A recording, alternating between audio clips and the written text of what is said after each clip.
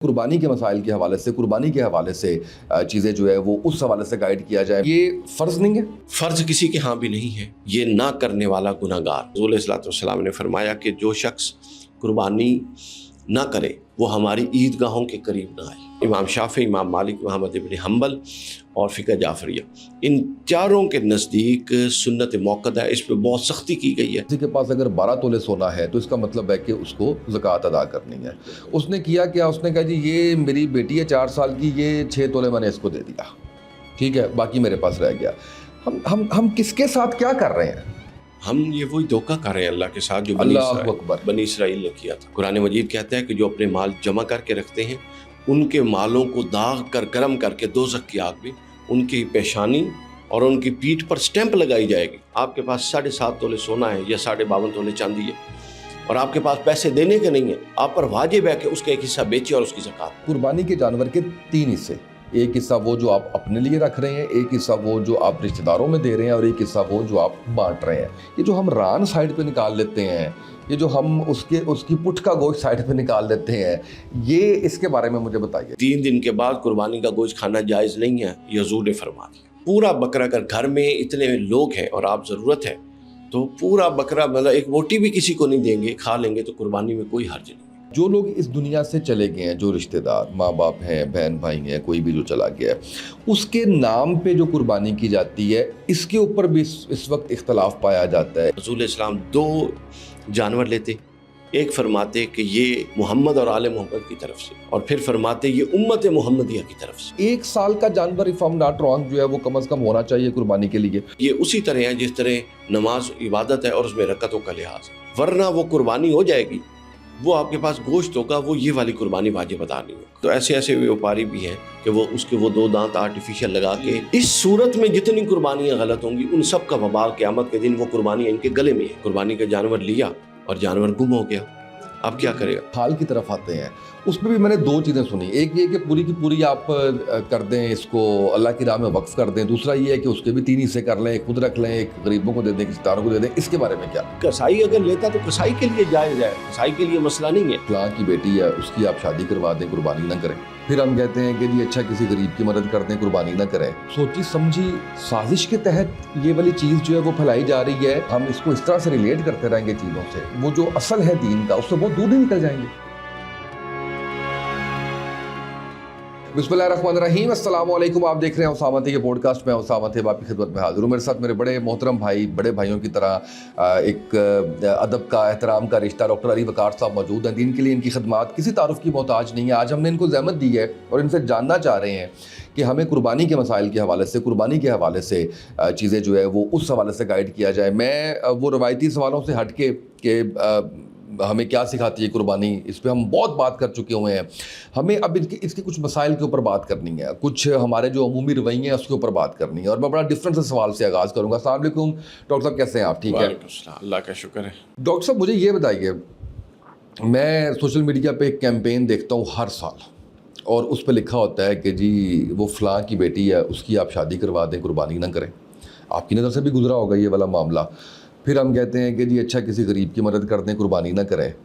یہ ہمارے سوسائٹی کے اندر یہ کیا سوچی سمجھی سازش کے تحت یہ والی چیز جو ہے وہ پھیلائی جا رہی ہے، یا اس کے پیچھے واقعی مقصد یہ ہے کسی کی مدد کر دی جائے؟ اور کیا دین کا ایک جو رکن ہے یا دین کا ایک جو فریضہ ہے ہمارے پہ، اور یہ بھی بتا دیجیے کہ اس پہ فرض ہے، اگر یہ ہم اس کو اس طرح سے ریلیٹ کرتے رہیں گے چیزوں سے، تو پھر تو میرا خیال ہے کہ وہ جو اصل ہے دین کا، اس سے بہت دور نہیں نکل جائیں گے۔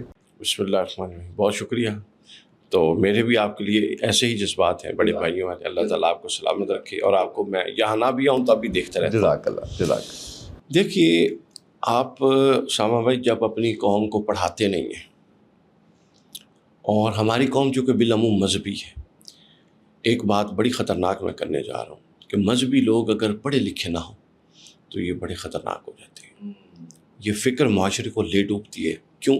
چونکہ مذہب کے اندر جذباتیت کا عنصر ہم نے غیر ضروری طور پہ ایڈ کر دیا، بہت زیادہ جذباتیت ہے مذہب میں، لیکن ہم نے جذبات کو ہی مذہب کا نام دے دیا۔ عقل، شعور، سوچنا سمجھنا، چیزوں کو لاجیکلی ان کے میرٹ پر، ان کے دلائل کے ساتھ پرکھنا اور اس کی بنیاد پر رد اور قبول کرنا، یہ روش ختم ہوتی جا رہی ہے۔ چھوٹی چھوٹی بات پہ سر تن سے جدا آپ نعرے سنتے ہیں. تو یہ جب قوم مذہبی ہوتی ہے تو پھر اس طرح کا اپنا ریئیکشن آتا ہے، اور دو طرفہ ریئیکشن ہے. ایک طرف مذہبی لوگوں کی شدت، ایک طرف جو اس شدت سے بیزار غیر مذہبی لوگ، وہ جو مذہب کی بنیادی قدریں ان کے بھی منکر ہو جاتے ہیں. تو یہ دو ایکسٹریمزم ہے، سمجھے؟ بالکل صحیح. یہ جو آپ نے کہا کہ اس کی شادی کروا دیں، یہ شادی بسنت کے دنوں میں کیوں نہیں کرواتے؟ بالکل ٹھیک ہے. سمجھ آئیے؟ یہ شادی جب 9 ڈشیں ہوتی ہیں، شادی ہال میں جاتے ہیں تو ایک ٹینٹ لگا کے شادی کرنی ہے نا. جی جی ٹینٹ لگا کے واجبی سی شادی کر کے باقی کی شادی کیوں نہیں کرواتے کسی کو؟ بالکل صحیح. سمجھ آئیے؟ بالکل صحیح. یہ ان کو یاد آتی ہے یا قربانی کے دنوں میں یا میلاد کے دنوں، تو کہتے ہیں جی اتنا تسی ہسپتال بنوا دو. ہسپتال بنوا دو.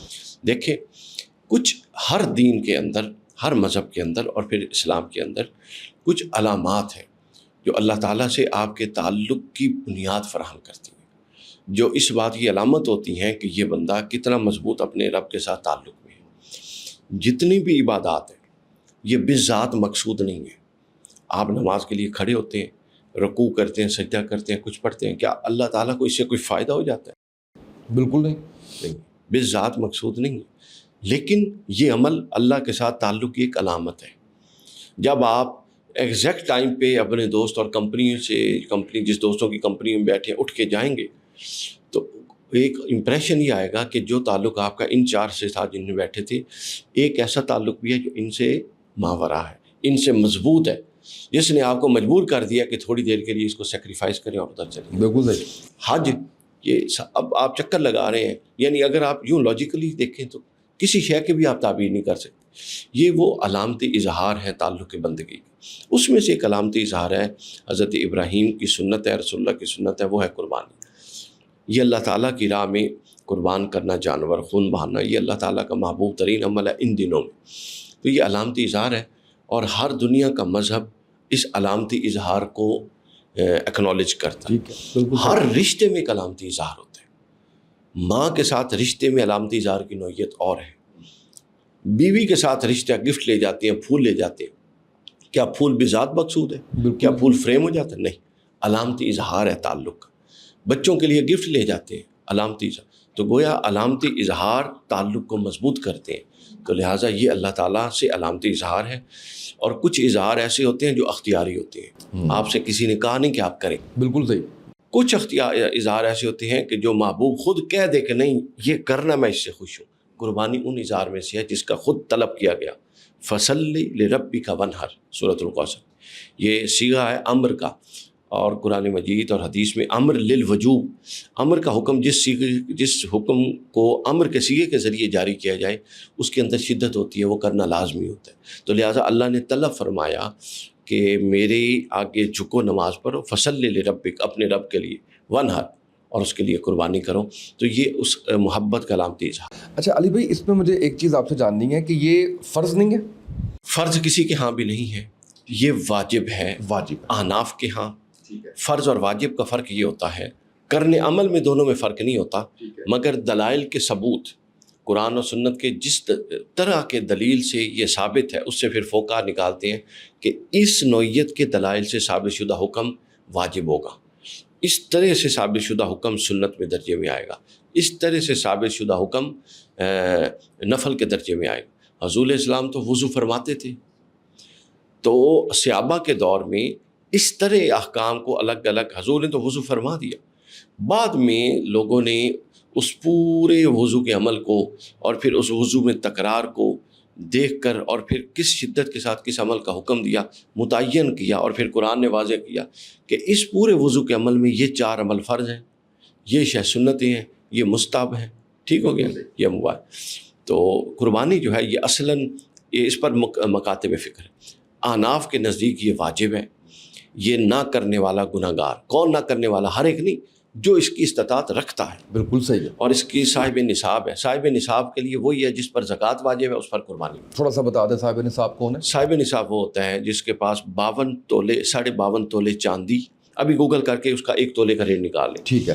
اس کو ملٹیپلائی کر لیں 52.5. ٹھیک ہے. اگر اتنی رقم آپ کے پاس کسی بھی شے میں موجود ہے، ایک سال سے آپ کے پاس رکھی ہوئی ہے، جو آپ کی ضروریات اصلیہ کے علاوہ ہے، آپ کے گھر، آپ کی گاڑی، آپ کے لباس، کپڑے، بچوں کی فیسیں، جو کچھ ہے، اس سے نکال کے یعنی جو سیونگز پڑی ہوئی ہے، قریب قریب سیونگ ہے جی ٹھیک ہے، این ممکن ہے درمیان میں وہ استعمال ہوئی ہو، لیکن ایوریج اتنی اماؤنٹ شروع اور آخر میں فوق آنے سال کے آغاز اور سال کے اختتام کے اعتبار کی ہے، درمیان میں اوپر نیچے اماؤنٹ ہو جائے. ٹھیک ہے. یہ اماؤنٹ ہوگی اور چاندی بھی ہوگی اور سونا بھی ہو گیا. سونا 7.5 تولے ہے، وہ اپر لیمٹ ہے عام طور پہ بیان کرتے ہیں، جبکہ اصل نصاب سونا نہیں ہے، چاندی ہے. سونے پر تو جا کے آج آپ دیکھیں تو 18 لاکھ پہ زکوٰۃ بنے گی. 18 لاکھ سیونگ ہر بندے کے پاس نہیں ہے، مثال دے رہا ہوں میں تھوڑی. سمجھ گیا ہوں، میں سمجھ گیا. چاندی کے لیے آپ دیکھیں 2.5 لاکھ پہ جا کے آپ کا جانور اور زکوٰۃ واجب ہو جاتی ہے. بالکل صحیح. تو چاندی اصل شرعی نصاب چاندی کا ہے زکوٰۃ کے معاملے میں اور جانور کے معاملے میں. تو اگر 52.5 تولے کے قریب آپ کی saving throughout the year چل رہی ہے تو اب صاحب نصاب ہے. اور صاحب نصاب کے لیے احناف کے نزدیک، حنفیوں کے نزدیک قربانی واجب ہے، اور امام شافعی، امام مالک، محمد ابن حنبل اور فقہ جعفریہ، ان چاروں کے نزدیک سنت موقدہ ہے. اس پہ بہت سختی کی گئی ہے، اس کا حکم دیا گیا ہے. اس کو بغیر عذر کے چھوڑنے والا گناہگار ہے، لیکن اگر کوئی اس کو چھوڑ بھی دیتا ہے تو وہ اس طرح اس کیٹیگری میں نہیں آتا جو احناف کے نزدیک ہے. اس کی دلیل احناف یہ دیتے ہیں، ایک حدیث ہے رسول اسلام، ایک تو یہ آیت ہے میں نے بتایا ونہر، یہ صیغہ ہے امر کا اور یہ حکم ہے. حکم لازمی بات کے لیے دیا جاتا ہے. اور دوسرا یہ ہے کہ حضور علیہ السلام نے فرمایا کہ جو شخص قربانی نہ کرے وہ ہماری عیدگاہوں کے قریب نہ آئے، عید پڑھنے کے لیے نہ. تو اس لیے قربانی جو ہے اس کو حنفی واجب کہتے ہیں اور باقیوں کے نزدیک سنت موقدہ ہے. اب اگر ان اصطلاحوں سے نکلیں اور سادہ عام عوام کو سمجھاؤں تو یہ اللہ کا پسندیدہ عمل ہے، جس کے پاس گنجائش ہو اس کو ضرور کرنی چاہیے ان اصطلاحات سے نکل. بالکل صحیح ہے. اچھا علی بھائی، ایک اور بات، کیونکہ اب نصاب کا ذکر ہوا، زکوٰۃ کا ذکر ہوا، تو ہمارا مقصد تو یہی ہوتا ہے کہ ہم اویئرنیس اور لوگوں کو گائیڈ کر سکیں جتنا بھی کر سکیں. میں نے ایک نیا ٹرینڈ دیکھا آج کل فیملیز کے اندر اور مجھے بڑا افسوس ہوا. میں اپنی کم علمی کی پہلے سے معذرت کرتا ہوں، لیکن مجھے یہ بات سمجھ نہیں آئی کہ ہم کس کو مطمئن کر رہے ہیں. یعنی آپ کے پاس فار انسٹنس آپ کہہ رہے ہیں 7.5 تولہ سونا، ٹھیک ہے، تو ہم نے یہ دیکھا کہ کسی کے پاس اگر 12 تولے سونا ہے تو اس کا مطلب ہے کہ اس کو زکوٰۃ ادا کرنی ہے. اس نے کیا کیا، اس نے کہا جی یہ میری بیٹی ہے 4 سال کی، یہ 6 تولے میں نے اس کو دے دیا، ٹھیک ہے، باقی میرے پاس رہ گیا. ہم کس کے ساتھ کیا کر رہے ہیں؟ ہم یہ وہی دھوکہ کر رہے ہیں اللہ کے ساتھ جو اللہ اکبر، بنی اسرائیل نے کیا تھا. مچھلیاں ہفتے کے دن اوپر آتی تھیں، اللہ نے فرمایا یوم السبت ہفتے کے دن شکار نہیں کر سکتے. انہوں نے کیا کیا، انہوں نے چھوٹی چھوٹی نہریں، کھڈے کھود دیے. اب جب مچھلی اوپر آتی تو پانی سے سلپ ہو کر وہ اس کھڈے میں آ جاتی، سارا ہفتے کا دن کھڈے میں رہتی. ہفتہ گزرتا، اتوار کو وہ اس کھڈے سے آ کے نکال لیتے اور کہتے کہ ہم نے تو ہفتے کو شکار نہیں کیا. اس قوم کو اللہ تعالیٰ نے بندر بنا دیا. بنی اسرائیل کی وہ لوگ بندر بنے، 3 دن کے اندر تڑپ تڑپ کے مر گئے. تو لہٰذا یہ دھوکہ دہی ہے. قرآن مجید کہتا ہے کہ جو اپنے مال جمع کر کے رکھتے ہیں ان کے مالوں کو داغ کر گرم کر کے دوزخ کی آگ میں ان کی پیشانی اور ان کی پیٹھ پر سٹیمپ لگائی جائے گی. عام دوزخی تو دوزخ میں عام حالات میں پھریں گے، یہ سٹیمپ والے ہوں گے کہ کوئی کہیں گے کہ یہ وہ ہیں جنہوں نے زکاتیں نہیں دی تھی اور مال دبا کے رکھا تھا. یہ کیا تماشا ہے؟ آپ کا اپنا مال ہے، اللہ نے دیا اس میں سے دے، وہ دوبارہ دے دے گا. اور یہی ایک وہ اور پھر ابھی آپ نے بیٹی کو دیا نہیں ہے، یعنی آپ ہیلا بہانا دھوکہ کر رہے ہیں. دھوکہ کر رہے ہیں. بیٹی چھوٹی ہے، چھوٹی کیا بڑی ہے، اس کا رشتہ طے ہو چکا ہے. جب تک آپ کے ایون میں آپ کو بتاؤں آپ کے پاس 7.5 تولے سونا ہے یا 52.5 تولے چاندی ہے اور آپ کے پاس پیسے دینے کے نہیں ہیں، آپ پر واجب ہے کہ اس کا ایک حصہ بیچے اور اس کی زکوٰۃ. یہ بہت اہم پوائنٹ آپ نے. میں نے یہ بھی کہتے ہوئے سنا کہ جی ہم تو کرائے کے گھر میں رہتے ہیں، ہم کیوں زکوٰۃ دیں؟ ہمارے پاس تو قرضہ ہے، ہم کیوں زکوٰۃ دیں؟ تو یہ یس یو آر رائٹ کہ کرایہ ایک الگ مسئلہ ہے. اگر آپ کا گھر ہوگا تو اس میں گھر ضرورت اصلیہ میں سے ہے، اس پر زکوٰۃ نہیں ہوگی. میں ڈفرینٹ بات کر رہا ہوں. میں یہ کہہ رہا ہوں کہ آپ کے پاس 10 تولے سونا ہے، آپ کرائے کے گھر میں رہ رہے ہیں، یہ کوئی اس کا وہ نہیں ہے، حجت نہیں ہے کہ جی آپ کرائے کے گھر میں رہ رہے ہیں تو آپ زکوٰۃ نہیں دے سکتے. آپ کے پاس 10 تولے سونا ہے، آپ صاحب نصاب ہو گئے. آپ صاحب نصاب ہو گئے. کہ ایسے بھی ہیں جو اپنے گھر میں رہ رہے ہیں، ان کے پاس پیسے نہیں ہیں، وہ صاحب نصاب نہیں ہے. اب ایک اور بات بتا دیں، میرا پوائنٹ سمجھیں. میں بہت اچھے سے سمجھ. گھر جو ہے وہ ضروریات اصلیہ میں سے ہے، گاڑی ضروریات اصلیہ میں سے، وہ 1 کروڑ کی بھی ہوگی وہ زکوٰۃ میں شامل نہیں ہے. اس کے علاوہ آپ نے سیونگ گننی ہے. تو ایسا ممکن ہے کہ ایک شخص ذاتی گھر میں رہتا ہو اور اس کے پاس کچھ نہیں ہے، ہینڈ ٹو ماؤتھ ہے. اور میں یہ بتاتا ہوں کہ یہ زکوٰۃ جو ہم ڈسکس کر رہے ہیں وہ ہمارا ٹاپک نہیں ہے، لیکن قربانی کے ساتھ جب ہم نصاب کی بات کرتے ہیں تو اس کو آپ ریلیٹ کر لیں، اس لیے آپ کو جو ہے وہ کلیئرٹی آ جائے گی. میں نے ایک اور بات سنی، میں نے کچھ مرد حضرات کو یہ کہتے ہوئے سنا کہ جی میں تو صاحب نصاب ہوں ہی نہیں، سونا تو بیوی کا ہے، میں کس چیز پہ زکوٰۃ دوں؟ اب مجھے بتائیے کہ اگر ارننگ ہینڈ مرد ہے تو کون زکوٰۃ دے؟ دیکھیں زکوٰۃ میں ملک کا تصور ہے، جس کی پوزیشن اور ملکیت میں ہے ملکیت سے مراد حقیقی ملکیت، یہ نہیں کہ میں اپنی امانت لا کے آپ کو دوں کہ اسامہ بھائی اس کو اپنے ڈرا میں رکھ دیں، تو آپ کی ملکیت حقیقی ثابت نہیں ہوگی، وہ امانت ہوگی۔ بالکل صحیح۔ حقیقی ملکیت شوہر بھی جانتا ہے کس کی ہے اور بیوی بھی جانتی ہے کس کی ہے، ٹھیک ہے؟ تو اس صورت میں زکوٰۃ بہرحال جس کی ملکیت ہے اس پر واجب ہوگی۔ اگر بیوی کی ملکیت ہے اور شوہر بہانہ کر رہا ہے اور بیوی خود کماتی ہے تو وہ اپنے مال سے دے گی، اور اگر نہیں کماتی تو پھر شوہر صاحب اس کو اجازت دیں کہ اس کے اندر سے بیوی اتنا حصہ بیچو جو اس کی زکوٰۃ کا ہے، تاکہ اس کی زکوٰۃ یا پھر خاوند دے، یا پھر خاوند دے، کیونکہ ہمارے معاشرے میں جب ہم اپنے معاشرے کی بات کریں تو یہ اونرشپ جوائنٹ ہے، ایسا نہیں ہے کہ بیوی کا اپنا حق ہے، ایسا نہیں ہے، یہ غلط بات کرتے ہیں، ٹھیک ہے؟ تو وہ شوہر کو ہی دینی ہے۔ کیا کہیں خدا نخواستہ ایشو ہو تو بیوی اپنا سونا نہیں دیتی شوہر کو؟ بالکل ہوتا ہے، کاروبار کے لیے، گھر کے کاروبار لیے، گاڑی کے لیے، لینے کے لیے آپ ہیں حقدار، اور دینے کے لیے اللہ کی راہ میں آپ حقدار بہت نہیں خوب، ہیں۔ بہت زبردست۔ ایسا بالکل نہیں ہے، ہمارے ہاں اونرشپ عرف کا اعتبار ہوتا ہے فقہ میں، یہ پوائنٹ ذہن میں رکھیے۔ عرف سے مراد یہ ہے کہ آپ جس محلے میں جس شہر میں رہتے ہیں اس شہر میں عرف کا نظام کیا ہے۔ عام طور ہمارے ہاں عرف یہ ہے کہ بیوی اور شوہر کی پراپرٹی جوائنٹ ہوتی ہے، لہٰذا اس پر زکوٰۃ دینا شوہر پر ہی واجب۔ بالکل ٹھیک ہے۔ علی بھائی یہ بتائیے گا آپ مجھے کہ قربانی کے جانور کے اگر آپ کے پاس بکرا، دمبا یا چھوٹا جانور ہے تو اس کے 3 حصے، ایک حصہ وہ جو آپ اپنے لیے رکھ رہے ہیں، ایک حصہ وہ جو آپ رشتہ داروں میں دے رہے ہیں، اور ایک حصہ وہ جو آپ بانٹ رہے ہیں۔ اب مجھے اس میں یہ بتائیے کہ اس کے بارے میں یہ کہا جاتا ہے کہ جب آپ فار انسٹنس بکرا ہے اس کے گوشت کو پہلے بنائیں، مکس کریں، اور مکس کر کے برابر 3 حصے کر کے آپ بانٹ دیں۔ یہ جو ہم ران سائڈ پہ نکال لیتے ہیں، یہ جو ہم اس کی پٹھ کا گوشت سائڈ پہ نکال دیتے ہیں، یہ اس کے بارے میں مجھے بتائیے گا۔ اچھا، اس میں کوئی حرج والی بات ویسے حرج والی نہیں ہے، ٹھیک ہے۔ یہ بھی کوئی شرعی تقسیم نہیں ہے اپنا کہ 3 حصوں میں بانٹ۔ آپ پورا بکرا، اگر گھر میں اتنے لوگ ہیں اور آپ ضرورت ہے تو پورا بکرا، مطلب ایک بوٹی بھی کسی کو نہیں دیں گے، کھا لیں گے تو قربانی میں کوئی حرج نہیں ہے۔ صحیح، فریجیں نہیں بھرنی، فریجیں نہیں بھرنی، فریجیں اب میں فریجوں پر آتا ہوں، یہ ضروری بات۔ جی۔ اچھا، اب اس میں کیا ہے کہ یہ جو ہے گوشت، فقہا نے پھر بعد ازاں یہ اصول ضابطہ طے کیا کہ آپ کے رشتہ دار بھی ہیں، آپ کے محلے میں اور آنے والے غربا بھی ہیں، اور آپ خود بھی ہیں، تو بہتر اس کو یوں 3 حصوں میں بانٹیں کہ تینوں کو اکاموڈیٹ کریں۔ اب یہ آپ نے بڑا اہم پوائنٹ فریج والا اٹھایا۔ حدیث پاک کے اندر ہے، رسول اللہ صلی اللہ علیہ وسلم نے صحابہ کرام کو چند سال قربانی کیسے گزری کہ آپ نے منع کر دیا تھا کہ قربانی کا گوشت 3 دن کے بعد استعمال نہیں کر سکتے، یعنی 3 دن کے بعد قربانی کا گوشت کھانا جائز نہیں ہے، یہ حضور نے فرما دیا۔ کیوں فرمایا؟ اس وقت غربت تھی، تو آپ نے فرمایا کہ اگر کوئی سیو کرے گا بھی صحیح تو 3 دن کا کرے گا، باقی بانٹ دے گا۔ بعد میں جب مطلب فراخی آ گئی، وسعت آ گئی، لوگوں کے مالی حالات ٹھیک ہوئے، تو آپ نے فرمایا کہ اب تم اس کو روک سکتے ہو زیادہ دن کے لیے۔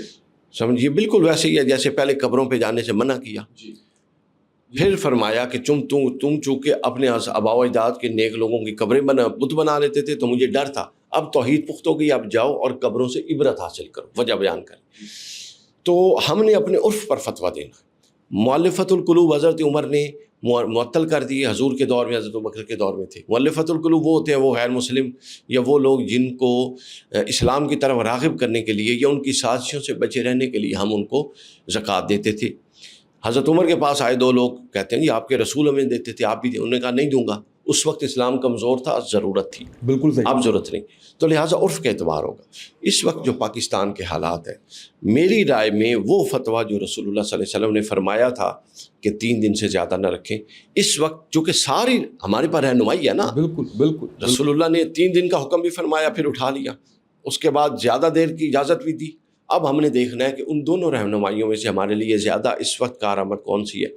کتنے لوگ ہیں ہمارے معاشرے میں رہنے والے جو مٹن افورڈ کر سکتے ہیں، تو یہ دن ہیں، تو ان لوگوں کو بھی خوش کیجئے جو نہیں کر سکتے، تو لہٰذا 2-3 دن زیادہ سے زیادہ بھی جانا ہے تو 2-4-5 دن، ہفتے سے آگے مت جائیے، باقی بانٹ۔ ویسے بھی صحت کے لیے بھی جو ہے وہ فریزر کا اتنا جو ہے وہ نہیں ہے۔ اچھا علی بھائی ایک بات اور بتائیے گا مجھے کہ جو لوگ اس دنیا سے چلے گئے ہیں، جو رشتہ دار ماں باپ ہیں، بہن بھائی ہیں، کوئی بھی جو چلا گیا ہے، اس کے نام پہ جو قربانی کی جاتی ہے اس کے اوپر بھی اس وقت اختلاف پایا جاتا ہے۔ ایک طرف سے یہ رائے آتی ہے کہ جی آپ ان کے نام کی قربانی کر سکتے ہیں، تو وہ سارا بانٹ دیں، آپ اس کو گھر میں نہ رکھیں۔ دوسری طرف سے یہ ہوتا ہے کہ نہیں، ان کو ثواب نہیں پہنچ رہا۔ اس حوالے سے بھی رہنمائی فرمائیے گا۔ 2 باتیں ذہن نشین رکھیے۔ سب سے پہلے تو یہ کہ جو قربانی کر رہا ہے کسی کی طرف سے وہ تب کر سکتا ہے اس کی اپنی کی ہوئی. جی بالکل ٹھیک ہے. یہ نہیں ہے کہ میں اپنے والد صاحب کی طرف سے کر رہا ہوں, ہاں ان میری کی نہیں وفات ہو گئی ہے اور میرے پاس ایک کی گنجائش ہے تو میں ان کی طرف سے نہیں کر سکتا, پہلے میں اپنا واجب اور فرض ادا کروں گا. بالکل. ہاں اگر گنجائش ہے اور میں نے اپنی طرف سے کر دی تو میں کسی بھی طرف سے کر سکتا ہوں. ایک فرد کی طرف سے 2 افراد, 50 افراد, 1,00,000 افراد. حضور علیہ السلام 2 جانور لیتے, ایک فرماتے کہ یہ اللہ, یہ میری طرف سے, محمد اور آل محمد کی طرف سے, اور پھر فرماتے یہ امت محمدیہ کی طرف سے, اللہ پوری امت کی طرف سے حضور ہم سے پہلے جانور ذبح کرتے. پھر مولا علی کو یہ نصیحت کی, حضرت علی 2 جانور لیتے, ایک اپنی طرف سے, ایک حضور کی اور حضور کی امت کی طرف سے کرتے. تو لہٰذا اس میں کچھ چیزیں ہم نے غیر ضروری شدید کر دی ہیں, یہ نہیں ہوتا وہ نہیں ہوتا, ٹائٹ کر دیا پیج. بہت زیادہ اتنے ٹائٹ نہیں ہے اسلام میں پیج, آزادی دیں لوگوں کو. اگر کسی نے کر دی تو کسی کے پیٹ میں ہی جائے گا نا, کیا ہاں بالکل صحیح, کسی نہ کسی طرح سے ثواب ہی ہو رہا ہے نا. آپ دیکھیں اللہ قبول کرنے ہر والا ہے. نیک عمل سے ایک اجر جنریٹ ہوتا ہے. میں نے ایک نیک عمل کیا نا, میں اجر جنریٹ ہوا, وہ اجر میرا ہے, میں اس میں آپ کو شریک کرنا چاہوں تو اس میں کون سی لاجیکل بات ہے؟ میں کہتا ہوں اس اجر میں باری تعالیٰ اس عمل سے میں فلاں جو لوگ چلے گئے ان کو شریک کرتا ہوں, ان کی روح کو حصہ, اس میں کون سی ایسی بات؟ میں پیسہ کماتا ہوں اپنی محنت سے, اگر میں کسی کی مدد کر دوں تو میں کر سکتا ہوں. نیکیاں بھی اسی طرح کمائی جاتی ہیں اور آپ اس کو شیئر کر سکتے ہیں. اب تھوڑا سا آ جاتے ہیں ہم قربانی کے جانور پہ. اچھا یہ جو ہم دیکھتے ہیں, جب خاص کر ہم بکرے دیکھنے جاتے ہیں تو ہم کہتے ہیں کہ جی یہ دھوندا ہونا چاہیے, یہ کھیرا نہیں ہونا چاہیے. چوغے پہ ہم اس لیے کہتے ہیں کہ ذرا بڑی عمر کا ہے, چلیں اس کا میرا خیال ہے کہ دینی مسئلہ نہیں ہے. 1 سال کا جانور اف ایم ناٹ رانگ جو ہے وہ کم از کم ہونا چاہیے قربانی کے لیے. اس کے بعد آپ نے نا جانوروں کے عیب ضرور ڈسکس کرنے, بالکل ٹھیک ہے, تاکہ ہم یہ دیکھیں جی کہ اندھا, کانا, لنگڑا جانور ہم قربان نہیں کرتے, مگر حرام کمائی سے صحیح جانور وہ بھی قابل قبول نہیں ہے. صرف اندھا اور لنگڑا جانور ناقابل قبول نہیں ہے. یہ جو بکرا ہے اور یہ جو ہے بکرا یا بکری, ٹھیک ہے, اس کی ایج ہے 1 سال. ٹھیک ہے. اچھا اب یہ جو دوندا وغیرہ کہتے ہیں یہ ایک سائن ہے کہ 1 سال کے بعد عام طور پہ وہ 2 دانت نکال دیتا ہے اور اس کو بطور علامت کہتے ہیں. اب ہمارے ہاں تو ایسے ایسے ویوپاری بھی ہیں کہ وہ اس کے وہ 2 دانت آرٹیفیشل لگا کے ایلفی کے ان کو تکلیف دیتے ہیں. ایک وہ سلائڈ اندر ڈالتے ہیں, اس سلائڈ کے ساتھ دانت لگا ہوتا ہے وہ پھنسا دیتے ہیں. ٹھیک ہے, اس میں 1-2 دن گزر جاتے ہیں اور پھر قربانی ہو جاتی ہے. تو 1 سال کی عمر شرط ہے. اگر 1-2 سال بندے گواہی دیں اور وہ کہیں جی آپ جانتے ہیں قابل اعتماد ہے کہ اس کو 1 سال ہو گیا ہے, تو وہ اگر دانت نہیں بھی نکلے تو کوئی حرج نہیں ہے. بالکل صحیح, کنفرم کر لیں, کنفرم کر لیں. آپ کی تسلی دیکھ کے ہی آپ کی تسلی ہو جاتی ہے. کچھ نسلیں ایسی ہیں جن کے قد چھوٹے ہوتے ہیں تو وہ آپ نے بہرحال تسلی کرنی ہے, 1 سال سے کم عمر کا جانور نہیں ہوگا. بالکل. دوسرا آ جائیں چھترے کی طرف, جس کو لیلا بھی کہتے ہیں ہمارے علاقوں میں. وہ سر 6 ماہ سے اوپر لیکن اچھا موٹا ہو, دیکھنے میں سال کے قریب لگے, اس کی ہو جاتی ہے. صحیح, بالکل صحیح. گائے میں 2 سال سے کم نہیں ہوتی. ہمارے ہاں یہ بہت بے احتیاطی ہے کہ چھوٹی چھوٹی گائیں اور بچیاں ہوتی ہیں اور وہ چل بھی نہیں سکتی اور اس کی قربانیاں کر رہے ہوتی ہیں. ٹھیک ہے, 2 سال سے کم گائیں کی قربانی نہیں ہوتی, اونٹ کی 5 سال سے کم کی نہیں ہوتی. ٹھیک ہے, تو یہ آپ نے ان عمروں کا لحاظ رکھ کے قربانی کرنا ہے, چونکہ یہ اسی طرح ہے جس طرح نماز عبادت ہے اور اس میں رکعتوں کا لحاظ ہے. یہ بھی عبادت ہے اور اس میں اللہ تعالیٰ نے شرائع, ورنہ وہ قربانی ہو جائے گی, وہ آپ کے پاس گوشت ہوگا, وہ یہ والی قربانی واجب ادا نہیں ہوگا. واجب ادا نہیں ہوگی, بالکل صحیح ہے. اچھا اب ایپ پہ آ جائیں, جانوروں کے ایپ پہ. اچھا اس میں ایک اور مسئلہ ہے. مثلا کسی نے جانور, عام طور پہ لوگ پوچھتے ہیں جانور کا قربانی کا جانور لیا اور جانور گم ہو گیا, اب کیا کرے گا؟ اس پر واجب ہے وہ دوسرا لے کے قربانی کرے گا, چونکہ وہ ایک دفعہ نیت باندھ چکا تھا تو اب اس نیت کا اعتبار ہوگا. صحیح, ٹھیک ہے, بالکل. مثلا پہلی دفعہ وہ قرض نہیں لے سکتا, اگر مثلا حالت ایسی ہے قرض لے کے قربانی نہیں ہوگی, لیکن فقہا نے کہا ہے اگر لیا اور چوری ہو گیا تو قرض لے کے چوری ہو گیا یا مر گیا, نہیں مرنے کا معاملہ مختلف ہے, چوری کا معاملہ. ہاں وہ بھی بتا دیجیے. مرنے کا کوئی حرج نہیں, بس ٹھیک ہے, ٹھیک ہے, ہو گیا. اگر چوری ہو گیا تو پھر یہ ہے کہ وہ کوشش یہ کرے گا, افضل یہی ہے کہ وہ اس کی قربانی دوبارہ کرے گا, اور اگر اس حد تک وہ آ گیا کہ اب اس کے حالات بڑے ہی خراب ہیں تو پھر وہ بھی ساکت ہو جائے گی خود بخود. بالکل صحیح. اچھا اب اگلا اس کے ایوب پر جو ہے, دیکھیں ایوب ایسے ہوتے ہیں, ایب جو جانور کھڑا ہے نا دور سے, پہلی نظر ڈالتے ہی اگر اس کا کوئی عیب آپ کے سامنے آتا ہے تو اس کو عیب کہتے ہیں, یہ ذہن میں جائیں گے.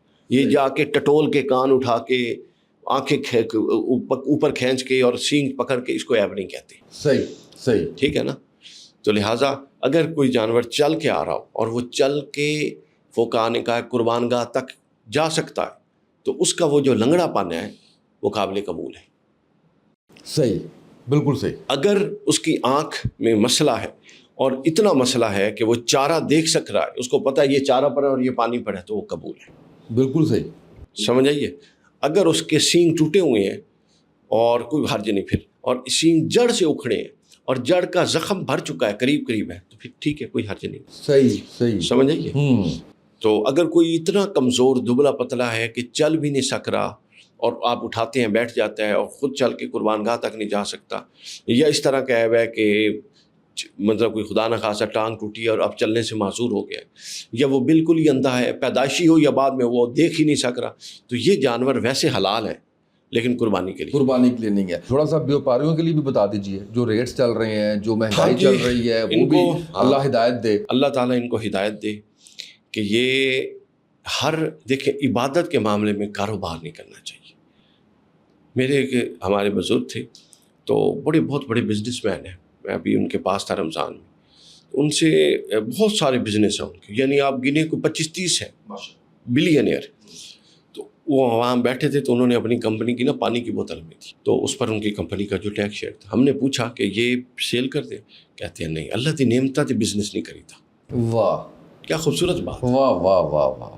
کہتے ہیں پانی بھی بھلا کوئی ویچن دی شاہ ہے, اسی کتنے بزنس اللہ دے رہے ہیں کھلا. کیا بات ہے. تو کہتے ہیں یہ جتنے میں بنواتا ہوں یہ میں نے اپنے سٹاف کے لیے رکھے ہوئے ہیں, یا باہر رکھے, آتے جاتے مسافر جو لینا چاہے لے, پانی نہیں بیچیا جاتا. تو یہ ٹھیک ہے, ان لوگوں نے محنت کی ہوتی ہے, رکھا ہوتا ہے, اپنے سال کا ہوتا ہے, ان کی روزی روٹی ہوتی ہے, لیکن اس طرح اتنا منافع کی طرف نہ جائیں کہ یہ غبن بن جائے, پروفٹ نہ بنے. سمجھ آئیے. پھر دوسرا یہ ہے کہ وہ ایوب کو چھپاتے ہیں, اور سب سے بڑی خرابی یہ ہے کہ وہ عمر کو چھپاتے ہیں, جھوٹ بولتے ہیں. اب میرے جیسا بندہ جاتا ہے, سر اس نے نہ کبھی جانور پالے, نہ اس کو پتہ ہے. یقین کریں پچھلی دفعہ میں اپنے وہ میرے برادر ان لائے, ہم اکٹھے جاتے ہیں, میں ان کو لے کر گیا تو وہ کہتے تھے کہ علی بھائی یہ لگ نہیں رہا. میں نے کہا یار وہ اس نے کیوں جھوٹ بولنا ہے, وہ کہہ رہا ہے 1 سال کا ہے, بلکہ وہ کہہ رہے ہیں 1 سال 2 مہینے کا میرے اپنے گھر میں پال رہے ہیں. تو ہمارے لیے ایک بندہ مومن کی گواہی کافی ہے. اس صورت میں جتنی قربانیاں غلط ہوں گی ان سب کا وبال قیامت کے دن وہ قربانیاں ان کے گلے میں ہے. جو یہ 10-20 ہزار کے لیے جھوٹ بول کے نکال رہے ہیں نا, توکل رکھے, یہ اگر بکنا تو بک جانا ہے, جھوٹ مت بولے. سمجھا. حضور نے فرمایا تھا کہ جھوٹ بول کے جو مال بیچتا ہے وہ اگرچہ کہ سچ بولنے والے سے زیادہ بیچتا ہے, مگر اللہ تعالیٰ اس کے مفہوم بتا رہا ہوں, اللہ تعالیٰ اس کے اندر سے برکت کو اٹھا لے. سمجھ آئیے. تو بے برکتی کا کنواں بھی ہو تو ختم ہو جائے گا. تو لہٰذا ان کو خدا کا خوف کرنا چاہیے. سب سے پہلے تو جھوٹ نہ بیچیں, جھوٹ مت بولے. کسی کی قربانی ضائع ہو رہی ہے, کسی نے بچے کے لیے, کسی نے, لوگوں نے پورے سال کمیٹی ڈالی ہوتی ہے جانور لینے کے لیے, ہینڈ ٹو ماؤتھ لوگ ہیں پاکستان, تو آپ ان کی قربانی کو ضائع کرا رہے ہیں اپنے چند 8-10 ہزار روپے کے فرق کو ڈالنے کے لیے. تو لہٰذا اس کا پھر کوئی عیب ہے تو عیب بتا کے بیچنا فرض ہے. عیب کو بتائیں بھائی اس کے اندر یہ ہے. اب چونکہ لوگ بھی ہمارے یہاں وہمی ہے نا, تھوڑا سا دور سے کوئی عیب دیکھا تو یہ دیتا قربانی نہیں ہو سکتی, اس سے وہ بیوپاری ڈر جاتے ہیں. ٹھیک ہے. تو اصل چونکہ علم کی کمی ہے, نہ ان کو پتہ نہ ان کو پتہ. سمجھے. اب تھوڑا سا اگر بکرا لنگڑا کے چلتا ہے تو وہ کہیں گے نہیں جی یہ قربانی نہیں ہو سکتی, جبکہ میں نے بتا دی اصل پوزیشن. اگر وہ قربان گاہ تک چل سکتا ہے, لنگڑا کے بھی چلے تو اس کی قربانی جائے. تو لہٰذا ان چیزوں پر احتیاط کریں. بالکل صحیح ہے. اچھا اب جب ہم اس کی آتے ہیں اس پہ کھال کی طرف آتے ہیں, اس پہ بھی میں نے 2 چیزیں سنی. ایک یہ کہ پوری کی پوری آپ کر دیں, اس کو اللہ کی راہ میں وقف کر دیں. دوسرا یہ ہے کہ اس کے بھی 3 حصے کر لیں, ایک خود رکھ لیں, ایک غریبوں کو دے دیں, کسی ستاروں کو دے دیں. اس کے بارے میں کیا؟ بالکل نہ, کھال کا کوئی بھی ایک چیز آپ خود نہیں رکھ سکتے. اس پر متفق علیہ فتویٰ فقہا کا, یہ آپ نے فلاح عامہ یا خدمت دینیہ کسی ایک کام میں دینی ہے, دین کے کسی ادارے کو دے دیں. کوئی ایسی NGO ہے جو لوگوں کی خدمت کرتی ہے ان کو, یعنی یہ آپ نے پبلک ویلفیئر پہ لگانی ہے. صحیح. سمجھ آئیے. بالکل صحیح. کچھ لوگ ایک اور کام کرتے ہیں, کسائی کو بطور اجرت کھال دے دیتے ہیں, بھائی جا کے بیچ دے. یہ ناجائز ہے. بعضوں نے تو حرام تک لکھا. ہم چونکہ طبیعت میں وہ سختی نہیں رکھتے, لہٰذا الفاظ کے احتیاط.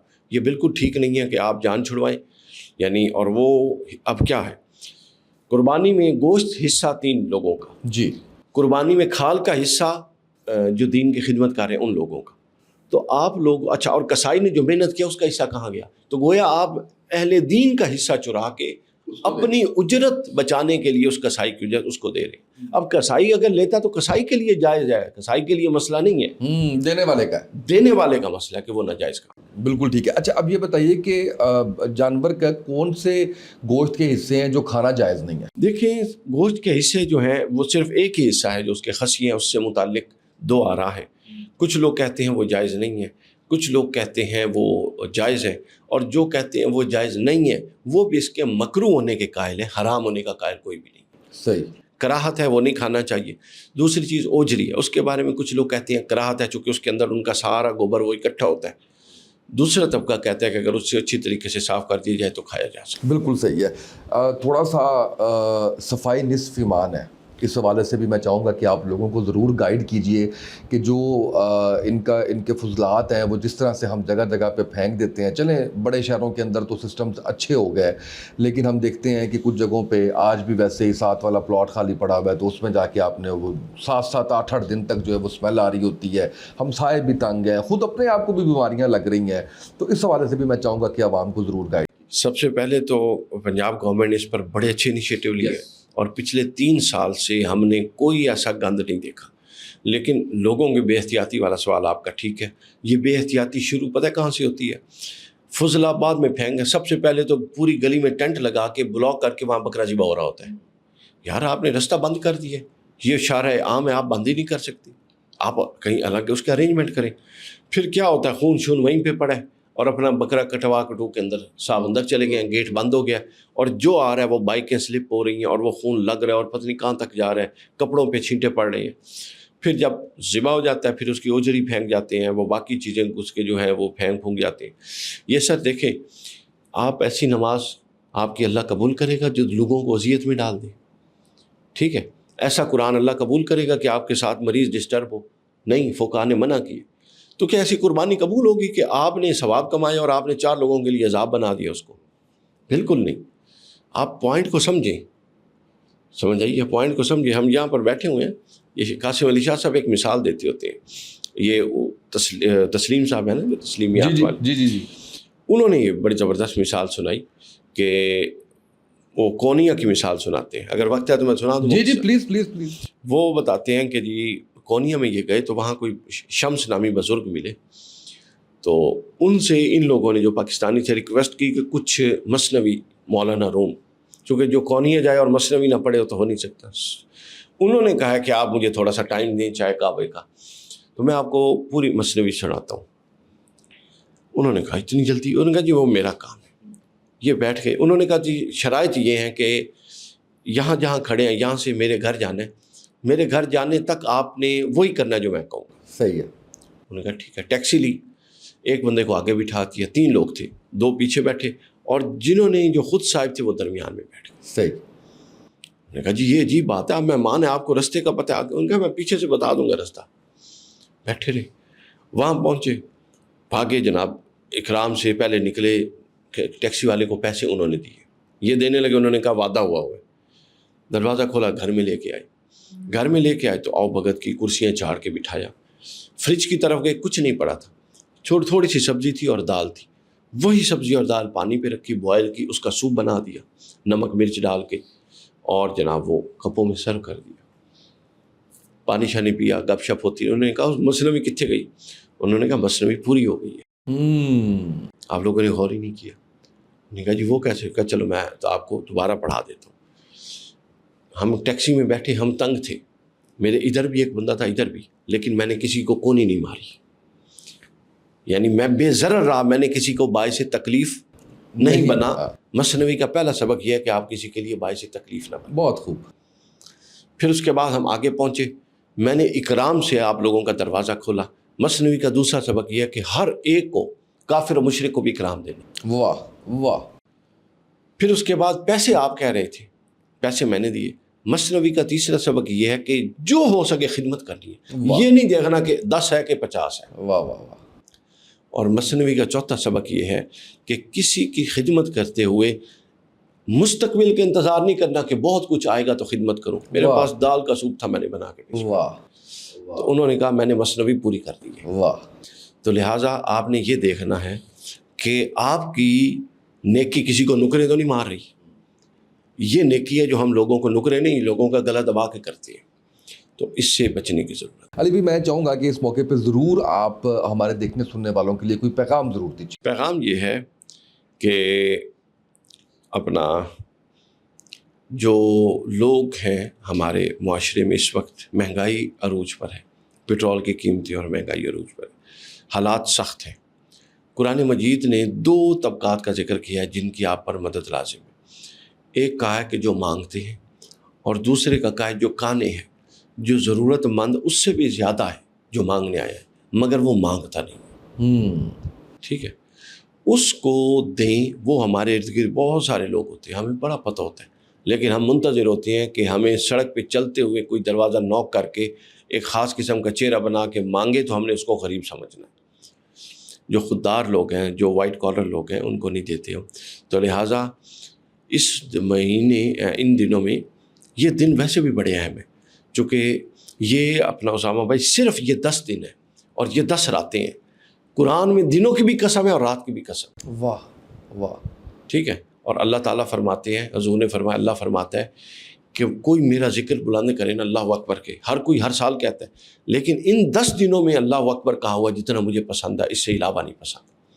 ٹھیک ہے، تو نیکیوں کا موسم ہے، تو چھوٹے چھوٹے آدھا کلو کے وہ آ جاتے ہیں ڈسپوزیبل ڈبے، اپنے حصے کا گوشت رکھیں، وہ ڈبے بنائیں اور مت انتظار میں رہیں، گاڑی میں رکھیں، بائک پہ رکھیں، لٹکائیں اور نکل جائیں سڑک پہ۔